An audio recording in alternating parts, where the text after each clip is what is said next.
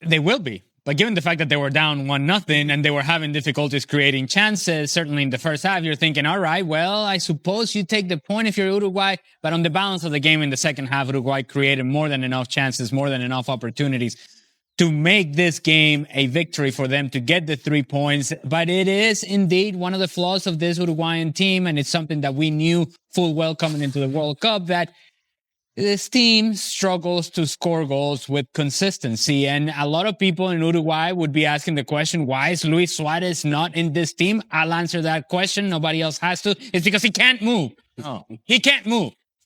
And in this game, you sort of have to move in order to be able to get yourself around the field and score goals. The truth is that Uruguay, second half, much better than they were in the first half. They had the opportunities. The goalkeeper for Saudi Arabia looked. Some are going to point to the fact that he made a bunch of saves. I would suggest that he got fortunate in a lot of those saves and somehow was able to keep them out. Look, if you're Uruguay, you're really disappointed. If you're Spain, you're dancing right now. You're thinking, yeah, it was tough to draw the game against Cape Verde, but now it's sort of no harm, no foul kind of thing. We're all starting from the same place in the next match. We're going to get better. Uruguay, to your point, Dan, I think wasting an opportunity here tonight to, as you just mentioned, take control of the group. Like the Saudi Arabia goalkeeper on many occasions, they've dropped the ball here, haven't they, Uruguay? Yeah, absolutely they have. I think the first half itself was possibly a little bit underwhelming from a Uruguayan perspective, but the second half was what you expected to see from them against the Saudi Arabia side that were retreating further and further.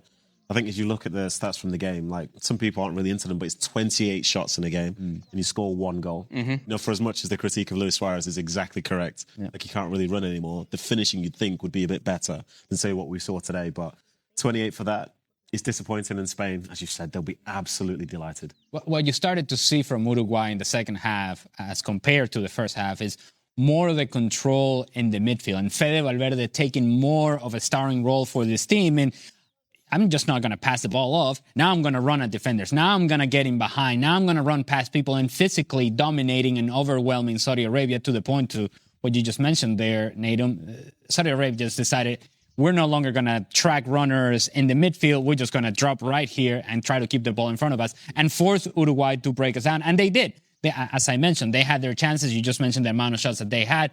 But it's not a surprise. If you have watched Uruguay play in World Cup qualifiers, you would know that scoring goals has been an area of concern for them, was an area of concern coming into the World Cup. And after this first game and what we see from them, it still remains an area of concern. It's not something that is going to go away, and it's going to be part of their story in this World Cup. They're going to have to keep it a 0 in the back because they just don't have enough in the attack. How bad were Venezuela?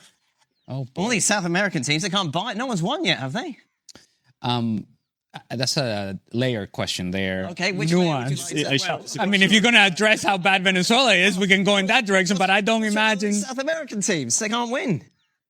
And it would have been an advantage, quote unquote, for South American teams to be playing this World Cup here in the United States. And if you look at the stadium today in Miami, it was mostly Uruguayan fans. So they created the environment. You look at the stadium last night in Philadelphia, it was mostly Ecuadorian fans. It's a sea of yellow. And yet it doesn't seem like that's translating into quality on the field. And what I would say is World Cup qualifiers, CONMEBOL, it was Argentina and then everybody else. And everybody else is in this other level in which they're kind of taking points away from each other, very evenly matched. That's why qualifiers in South America came down to the very last date, because everybody is kind of at the same kind of thing level. And if you string a couple of results together, you're jumping people. It also tells you that there is a certain level of uncertainty as to what these teams can be.